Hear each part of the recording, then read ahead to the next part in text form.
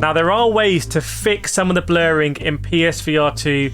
In this video, I'm going to show you how you can effectively reduce some of the blurring you might be experiencing in your PSVR2 headset. These are absolutely essential tips, by the way. So please make sure that if you're struggling with PSVR2, if you don't think it's clear enough, that you pay attention to these. They might really kind of save the device for you. The first thing is, these are just so important. These are microfiber cleaning cloths. I clean my lenses every single day. See the lenses there, you can actually get a decent view here. Every single day I clean my lenses. I'm going to show you exactly how I do it. This is the brand that I like using. Loads of different brands are available. This brand, there's an affiliate link in the description. So I'll show you exactly how I do it. Take it out of the packet and out of the little sub packet. Is that a thing? And then you get here a microfiber cloth. And the way I do it is the same way that I did it in PSVR1. Is I do these circular motions on the lenses to basically try and get any sort of dirt or grease or whatever away from the center of the lens, which is, as you know, if you're playing PSVR2, it's the center of the lens that you really want the clearest. So I kind of go in a circular motion over one lens. We do it over here actually, so you can kind of see a little bit. Going over the other lens here in a circular motion. And what that means is I'm left with a really now crystal clear, little crystal clear kind of lenses. There's no grease now on those lenses. There's nothing that's contributing to any sort of cloudiness or blurriness. So 100% pick up some microfiber cloths, just clean your lenses daily. If anyone tells you, oh, you don't need to do it daily, in my opinion, they don't know what they're talking about. So sorry about that. Now the next thing is kind of not that obvious. Let's get into it. Now for the next thing here, I'm going to put on the headset. So here we go, putting on the headset. And you can see I give it a nice sort of like wide angle there on the way in. I'm going to press X on the controller. Now the first thing is, if what you're looking at when you put this on this blurry, start with the adjustment on the back, on this one here. I really mean this. Pressing the button, have it out again. Start with adjustment here. You might want to have this a little bit higher than you were expecting. I think most people let it sit kind of quite low, but you actually want it to be higher and sort of be compressed in by the compression here. So now I've got it there. Now we're going to have a really good test to see how I've done. Double tap on your PlayStation button, on your whatever you're using to control the PlayStation. And we're going to go here to other settings. And we're going to go to adjust lens distance. This is a critical one. Now you can see here it's pretty happy with what I've got already, but you can see that it's really weird. The way that actually my thing is angled is represented on the screen there. So I was actually at a bit of an angle. You can see that you get these angle meters there, almost like wings on an airplane, that are really helpful. So you want to check that's in the box, nice like that. Now you can see my eyes as I've been doing that. You might have seen this on the stream. I think I might have nudged this little IPD dial here. So easy to move this thing. Absolute top tip, just always check that you've got this in the right place. This is a mechanical thing.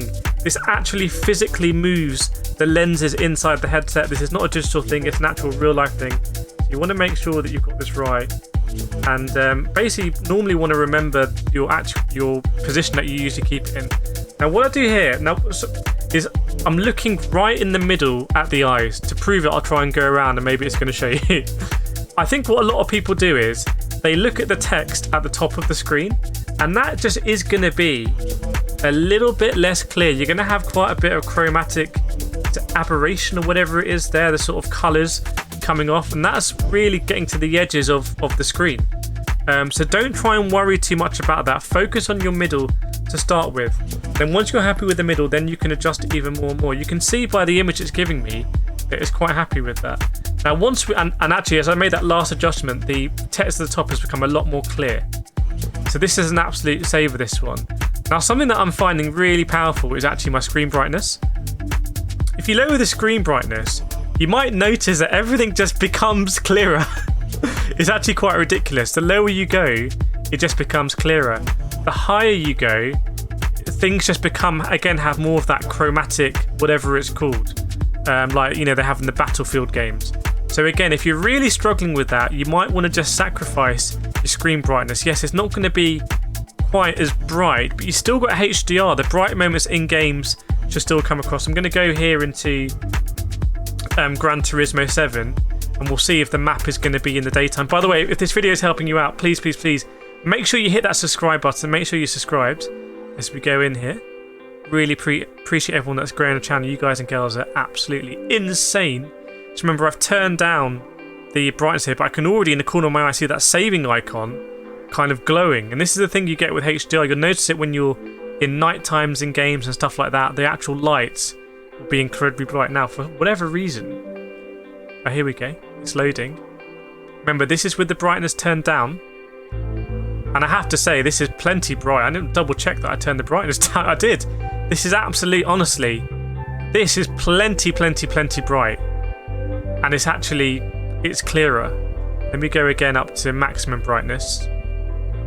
Yeah, this is genuinely true. You get more blurriness the brighter you go. Try this out if you've got a PSVR2. Let me know in the comments. I think this is a massively underrated thing that people aren't doing. So we've gone through the clearing the lenses with microfiber cloths. We've gone through the actual position using the bat. We've gone through the IPD adjustment. And the brightness for me, this is now very clear. Looking at that Colosseum, but there's little tiny details there around the sort of, not windows, whatever they are.